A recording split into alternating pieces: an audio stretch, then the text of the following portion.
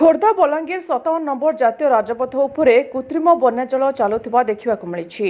ए लगाण वर्षार वर्षा जल जबार बाट नथिबारु आज देखा मिली बाघमारी बजार एक कृत्रिम बन्या। खाली सेतिकी नुहे कृषक व्हाइट्र समस्त पुंजी लगाई देइथिला चाष जमी जहाँ तांको परिवार वर्ष जाक पेट को दाना जोगाई थांता।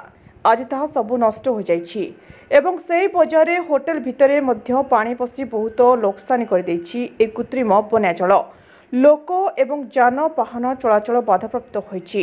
ए कृत्रिम बन्यार खबर पाए जागा मुंडरे पहुंची बेगुनिया विधायक श्रीजुक्त प्रदीप कुमार साहू, बेगुनिया ब्लॉक बीडीओ श्रीजुक्त लक्ष्मीधर साहू, पुलिस एसडीपीओ श्रीजुक्त दिलीप दास कृत्रिम बन्या अंचल को जाई लोक मानकर सुविधा असुविधा बुझीथिले।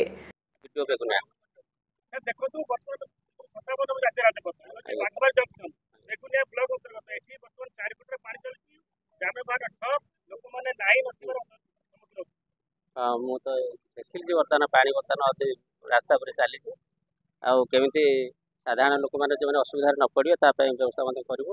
କିନ୍ତୁ ପାଣି ଯେହେତୁ ଆସିଯାଇଛି, ପାଣି ଟିକେ କମିଲା ପରେ ତାଙ୍କର ଯାହା ସୁବିଧା ଅସୁବିଧା ସେଗୁଡ଼ିକ ଆମେ ଲୋକମାନଙ୍କୁ ସାହାଯ୍ୟ ସହଯୋଗ ଯୋଗାଇ ଦେବୁ। ଯୋଡ଼ିଏ କଥା ବର୍ତ୍ତମାନ ବେଗୁନିଆ ବ୍ଲକରେ ଯେତେକ ଗ୍ରାମାଞ୍ଚଳ ଅଛି ଖାଲୁଆ ଅଞ୍ଚଳ ଅଛି ସେଠି ବର୍ତ୍ତମାନ ଘର ଭିତରକୁ ପାଣି ପଶିଗଲାଣି। ଦ୍ୱିତୀୟରେ ଚାଷୀ କୂଳ ଯେଉଁ ତଳି ପକେଇଦେଲେ ସିଏ ବର୍ତ୍ତମାନ ପାଣି ଜମିଗଲାଣି। ସେ ଚାଷୀମାନଙ୍କର ନିହାତି ଭାବରେ ଯେହେତୁ ଅଧିକ ପାଣି ହେଇଯାଇଛି, ଚାଷୀମାନଙ୍କର ତାଙ୍କର ଚାଷ ଜମିରେ ପାଣି ପଶିଯାଇଛି, ସେମାନଙ୍କର ଯାହା କ୍ଷୟକ୍ଷତି ହେଇଛି ସେମାନେ ସେଥିପାଇଁ କି ଆମର ଯେଉଁ ଜଏଣ୍ଟ କମିଟି ଅଛି ତାର ଇନକ୍ୱାରି କଲା ପରେ ଯାହାର ଯାହା କ୍ଷତିପୂରଣ ଯୋଗାଇ ଦିଆଯିବ।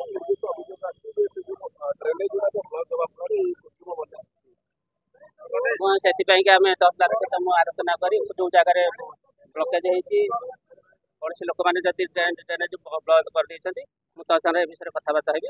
କଥାବାର୍ତ୍ତା ହେଇ ଯେଉଁ ଜାଗାରେ ଏବଂ NH ଡିପାର୍ଟମେଣ୍ଟର ଯେଉଁମାନେ ଅଛନ୍ତି ସେମାନଙ୍କୁ ମଧ୍ୟ ସେ ଅଧିକାରୀଙ୍କ ସହିତ କଥାବାର୍ତ୍ତା ହୋଇ ତାର ସମାଧାନ କରିବେ। आगको देखिबार अछि सरकार किपरि ए समस्या को दूर करछन्ती। खोर्धारू निमाचल महानगर रिपोर्ट ज्योतिप्रभा न्यूज।